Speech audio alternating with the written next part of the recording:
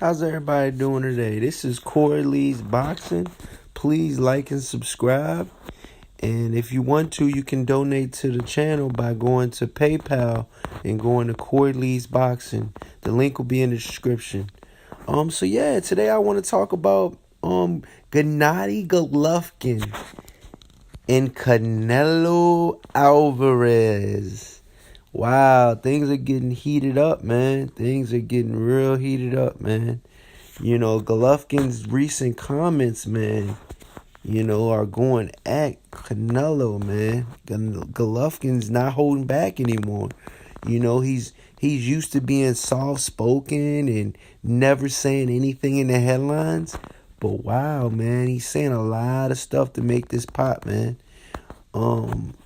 Golovkin pretty much said in the Boxing Scene article, he said it was pretty obvious when Canelo's muscles were all enlarged and with traces of injections which were visible. Golovkin said, I can talk about Oscar De La Hoya too.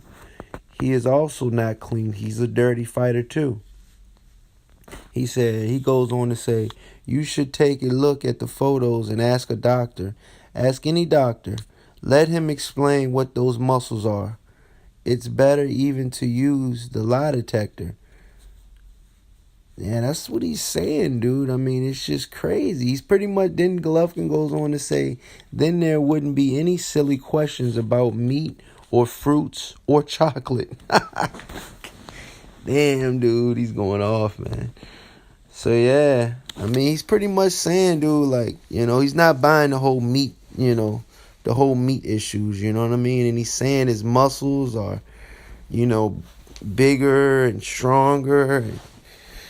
And then you got Oscar De La Hoya over there in recent comments saying that Golovkin sounds scared. It sounds like he's making excuses and he's being scared. He's acting like a scared fighter that doesn't want to get in with Canelo.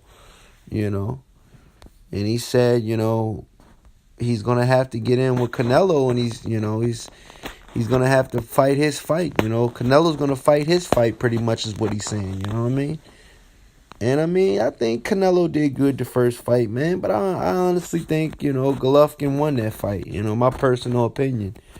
Will age show in Golovkin's next fight? I mean, he is getting older, man. Golovkin's not a spring chicken, man. Golovkin's got a lot of wear and tear, man. All those camps that he's been through, man, is getting kind of out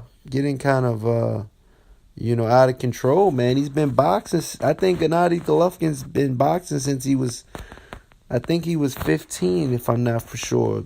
Between 15 and 11. So that's well over 20 years, he's been fighting. And that's a lot of wear and tear on your body.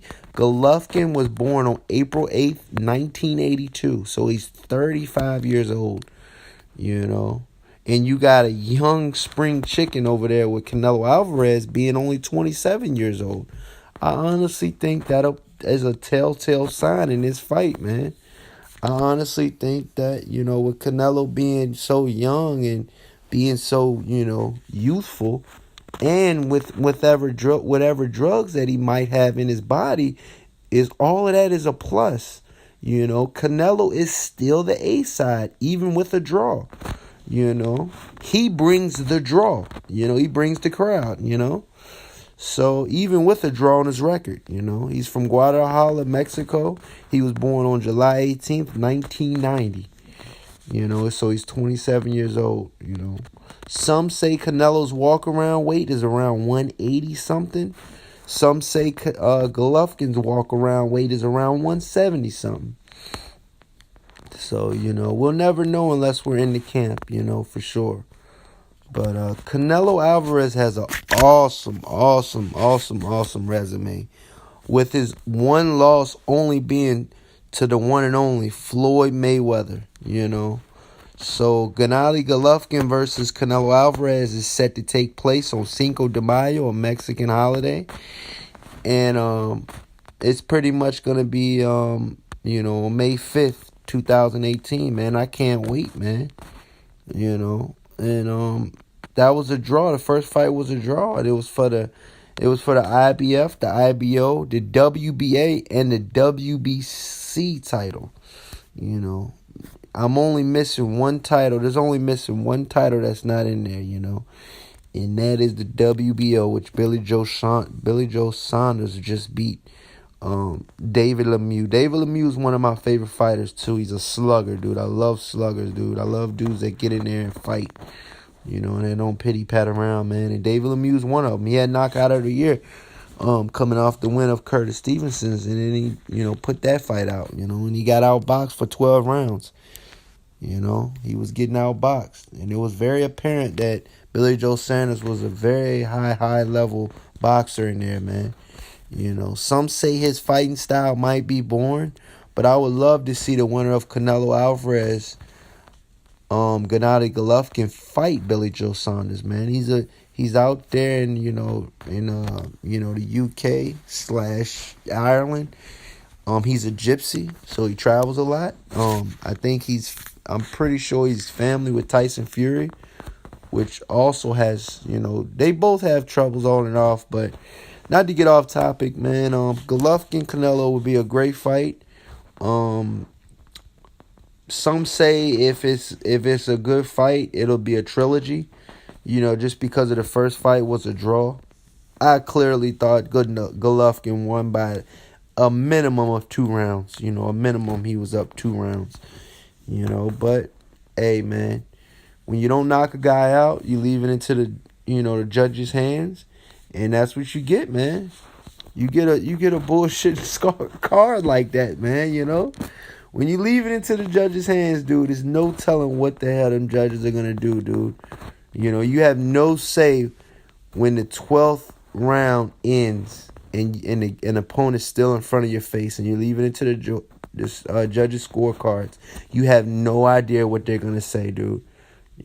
I've seen it time after time, dude, and that's why Teddy Atlas isn't on the air anymore. He's not calling fights anymore because he was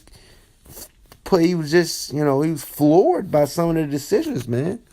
Some of those decisions that these judges make are appalling, and it sways a boxer's career, man. In some instances, some boxers have to go back to their country if they lose. In the case of Ray Beltran, if he lost that fight, like his last fight, I think it was 2 fights ago, he would have to go back to his home country. And these are real facts. The judges play a big part in this whole equation, man. So, and if you don't think they do, check BoxRec. Check about all the decisions and the draws that you see, and you're like, what? I thought he won that fight. Nope. Prime example. I turned the TV off. I turned the channel in the 12th round with Victor Ortiz, Devin Alexander. My boy Fanon International, shout out. We did a live stream the next day together.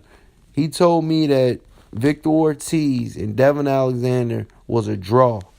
I said, there's no way in hell, dude. There's no way in hell. There's no way in hell, dude. There's just no way, dude.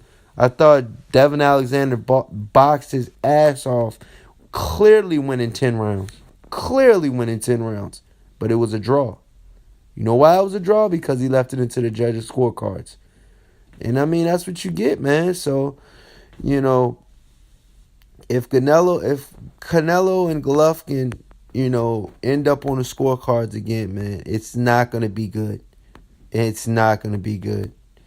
And it's not going to be good in Golovkin's favor. I don't think Golovkin's going to get the decision, man. There's no way in hell. There is absolutely no way in hell Golovkin's getting this decision, man.